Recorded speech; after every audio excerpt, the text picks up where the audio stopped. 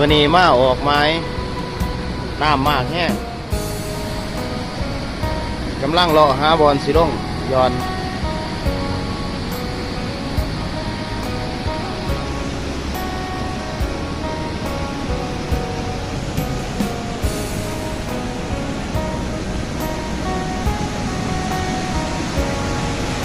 ไม้เด็ดไม้เด็ด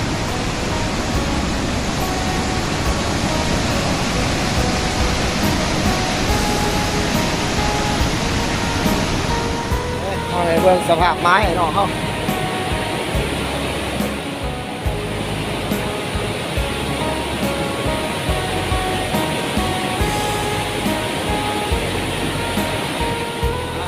ย้อนไม้อีกเบิ่ง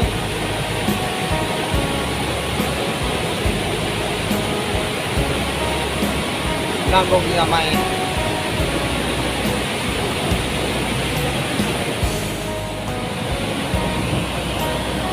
โดนอยู่บ่โอ้ยดูดดีละทีมงานเราดูดเมื่อกี้นี่ก็ได้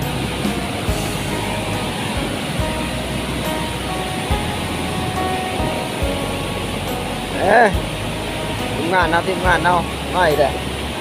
ผลงานนี่ย้อนดินได้วันนี้ลงเท่าไหร่ที่มาครับไอ้หัวหน้าน้ำทิพย์ไอ้แล้วกี่นี่แหละ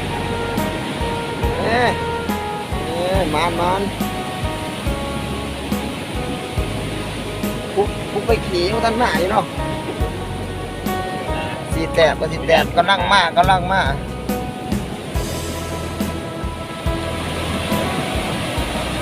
มีคนนั่งอยู่ย่างมาได้สิบอก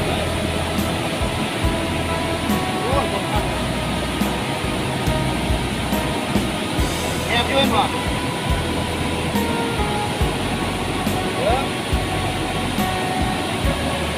ลองเบิ้งติดปะโอ้มาแล้วท่านผู้ชมเรียบร้อย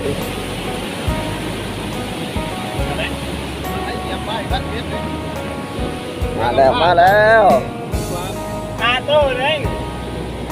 แป๊บเดียวประมาณบ่ฮอดนาทีได้5 แต้ม